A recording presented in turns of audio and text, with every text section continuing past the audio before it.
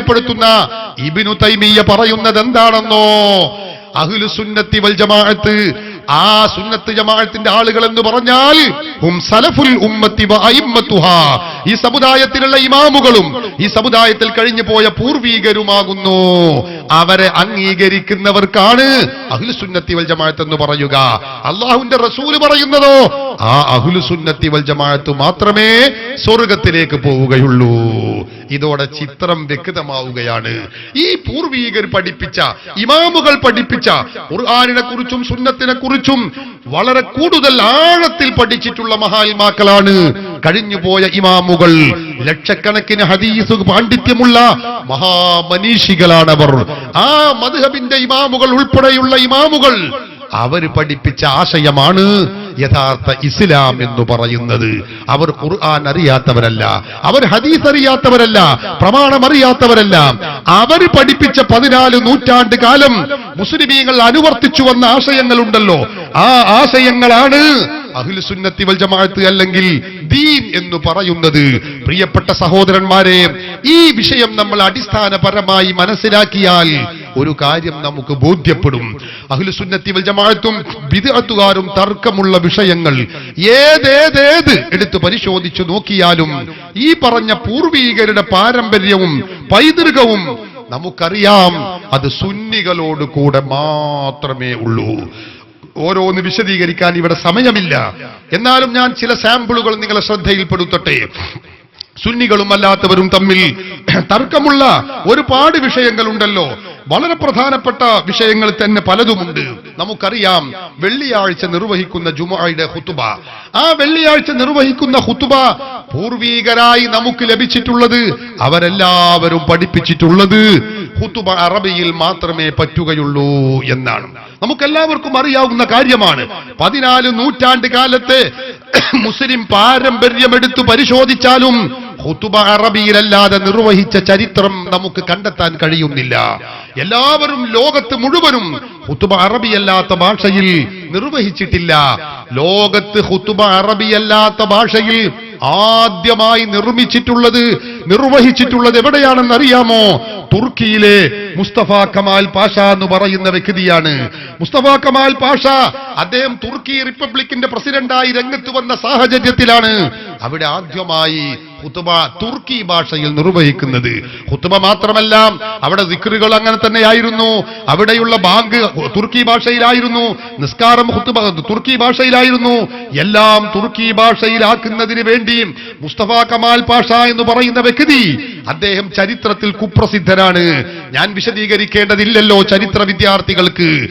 ഇസ്ലാമിക സംസ്കാരം ആ തുർക്കിയിൽ നിന്ന് കളഞ്ഞു കുളിക്കാൻ വേണ്ടി, എടുത്തു കളയാൻ വേണ്ടി കഠിനമായി ശ്രമിച്ചിട്ടുള്ള ഒരു കറുത്ത അധ്യായം രചിച്ച വ്യക്തിയാണ് മുസ്തഫ കമാൽ പാഷ. അദ്ദേഹം ഇസ്ലാമിക സംസ്കാരം മുഴുവനും എടുത്തുമാറ്റി സ്ത്രീകളെ മുഖം മറക്കുന്നതിൽ നിന്ന് തടഞ്ഞ വ്യക്തിയാണ്. ആ മുസ്തഫ കമാൽ പാഷയാണ് അറബിയല്ലാത്ത ഭാഷയിൽ ലോകത്ത് ആദ്യമായി ഖുതുബ നിർവഹിക്കാൻ വേണ്ടി നിർദ്ദേശിച്ചിട്ടുള്ളത് എന്ന് പറഞ്ഞിട്ടുള്ളത് ഞാനല്ല. മുജാഹിദ് പ്രസ്ഥാനം 1 രൂപ 25 പൈസ വിലയുള്ള പുസ്തകത്തിൽ നിങ്ങൾക്കറിയാമോ, മുജാഹിദ് പ്രസ്ഥാനത്തിന്റെ നേതാവായി പരിചയപ്പെടുത്തുന്ന റഷീദ് റിള, ആ റഷീദ് റിളയുടെ ഗ്രന്ഥമാണ് എന്റെ വലത് കൈയിലുള്ളത്. തഫ്സീറുൽ മനാർ എന്ന് പറയുന്ന ഈ ഗ്രന്ഥത്തിൽ അദ്ദേഹം പറയുന്നു, ലോകത്ത് മുഴുവനും ലാ യസാലൂന യഖ്റഊനൽ ഖുർആന വദ്കാറ സ്വലാത്തി വൽ ഹജ്ജി വഗൈരിഹാ ബിൽ അറബിയ്യത്തി വകദാലിക ഖുതുബത്തു സ്വലാത്തിൽ ജുമുഅത്തി വൽ ഈദൈൻ.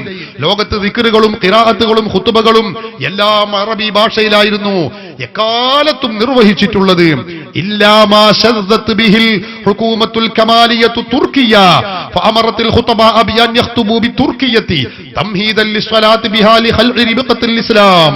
അദ്ദേഹം പറയുന്നു, ഇസ്ലാമിക സംസ്കാരം കഴുത്തിൽ നിന്ന് വലിച്ചെറിഞ്ഞ് പൊട്ടിച്ചെറിഞ്ഞ് മാറ്റുന്നതിന്റെ ഭാഗമായി ആ തുർക്കിയിലെ മുസ്തഫ കമാൽ പാഷയുടെ ഭരണകൂടമാണ് ആദ്യമായി അറബിയല്ലാത്ത ഭാഷയിൽ, തുർക്കി ഭാഷയിൽ ഖതീബുമാരോട് ഖുതുബ ഓതാൻ നിർദ്ദേശിച്ചിട്ടുള്ളത്.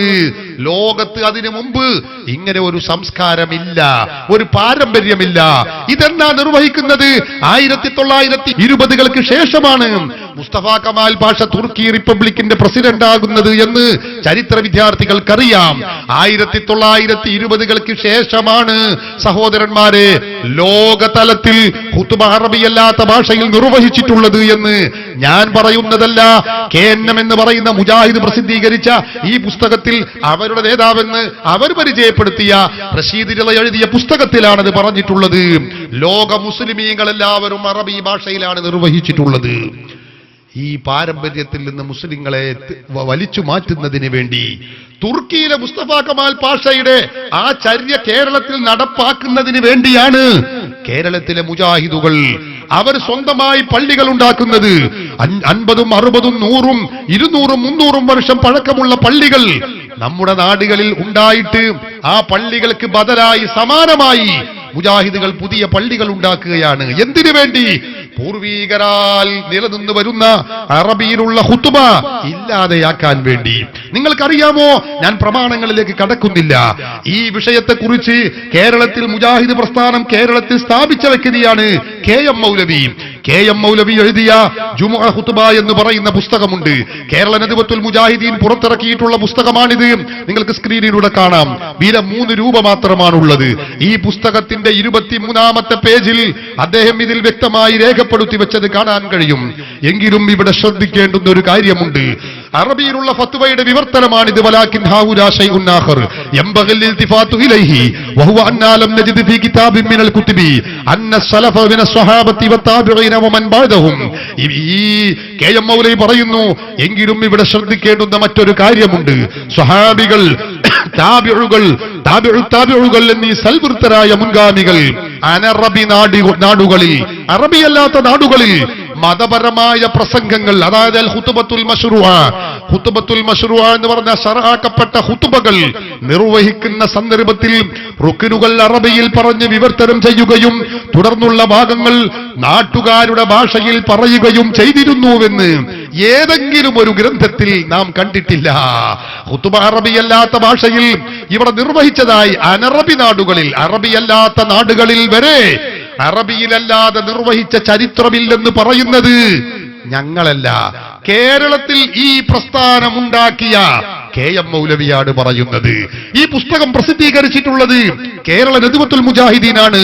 പറയണം, നിങ്ങൾ ചിന്തിക്കുന്നവരോടാണ് ഞാൻ സംവദിക്കുന്നത്. ഇസ്ലാമിന്റെ 13.5 നൂറ്റാണ്ട് കാലത്തെ പാരമ്പര്യം, ആ പാരമ്പര്യം എടുത്ത് പരിശോധിച്ചാൽ കേരളത്തിൽ ജുമുഅയുടെ ഖുതുബ അറബിയല്ലാത്ത ഭാഷയിൽ നിർവഹിച്ചത് നമുക്ക് കണ്ടെത്താൻ കഴിയുന്നില്ല. കേരളത്തിൽ ആദ്യമായി മലയാളത്തിലുള്ള ഖുതുബ നിർവഹിച്ചിട്ടുള്ളത് കൊച്ചിയിലെ മട്ടാഞ്ചേരി എന്ന് പറയുന്ന സ്ഥലത്തുള്ള പുതിയ പള്ളി എന്ന് പറയുന്ന പള്ളിയിൽ പരേതരായ ഹാജി അബ്ദുള്ള സേട്ട് നിർമ്മിച്ച പള്ളിയിലാണെന്ന് 1972 സൽസബിയിൽ പുസ്തകം 2 ലക്കം 2 വളരെ വ്യക്തമായി രേഖപ്പെടുത്തി വെച്ചത് നമുക്ക് കാണാൻ കഴിയും. പൂർവികരുടെ പാരമ്പര്യം ഈ വിഷയത്തിൽ ഇല്ലേ ഇല്ല.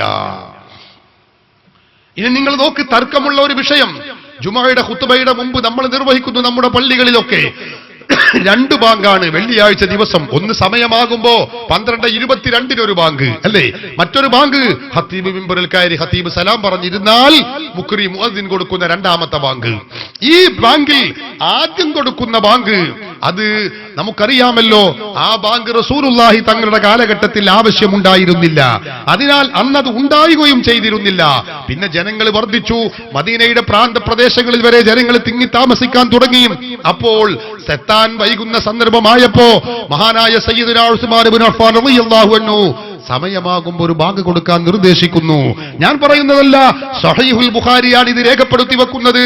ഖുർആൻ കഴിഞ്ഞാൽ പിന്നെ ലോകത്ത് മുസ്ലിമിന്റെ ഏറ്റവും വലിയ പ്രാമാണിക ഗ്രന്ഥമാണ് സഹീഹുൽ ബുഖാരി. ഈ സഹീഹുൽ ബുഖാരിയിൽ കാണാം 916 നമ്പർ ഹദീസായി നമുക്ക് കാണാൻ കഴിയുന്നു. അങ്ങനെ ഉസ്മാൻ ഇബ്നു അഫ്ഫാൻ റളിയല്ലാഹു അൻഹു ഫലമ്മാ കാന ഫീ ഖിലാഫത്തി ഉസ്മാൻ റളിയല്ലാഹു അൻഹു വകസറു, ജനങ്ങൾ വർദ്ധിച്ചു. ഉസ്മാൻ റളിയല്ലാഹു അൻഹുവിന്റെ ഭരണകാലമായപ്പോൾ ആ സന്ദർഭത്തിൽ അമർ ഉസ്മാനു യൗമൽ ജുമുഅത്തി ബിൽ അദാനി, ഉസ്മാൻ ഇബ്നു അഫ്ഫാൻ റളിയല്ലാഹു അൻഹു അതാ ആ സമയമാകുമ്പോൾ അറിയിക്കുന്ന ബാങ്ക് കൊടുക്കാൻ വേണ്ടി നിർദ്ദേശിക്കുന്നു. സ്വഹാബത്ത് അത് കൊടുക്കുന്നു. ആയിരക്കണക്കായ സ്വഹാബികൾ അത് അംഗീകരിക്കുന്നു. സ്വഹീഹുൽ ബുഖാരി പറയുന്നു, അങ്ങനെ ഫസബത്തൽ അംറു അലാ ദാലിക, ആ വിഷയത്തിൽ മുസ്ലിം ലോകത്തിന്റെ നിലപാട് വളരെ വ്യക്തമാണ് സഹോദരന്മാരെ. ഫസബത്തൽ അംറു അലാ ദാലിക, കാര്യം സ്ഥിരപ്പെട്ടു കഴിഞ്ഞുപോയി. ലോകത്തെല്ലായിടത്തും സ്വഹാബത്ത് ചെയ്ത ആ കർമ്മം, ഉസ്മാൻ ഇബ്നു അഫ്ഫാൻ റളിയല്ലാഹു അൻഹു നടപ്പിലാക്കിയ ആ കർമ്മം എല്ലാവരും നിർവഹിച്ചു കൊണ്ടിരിക്കുന്നു.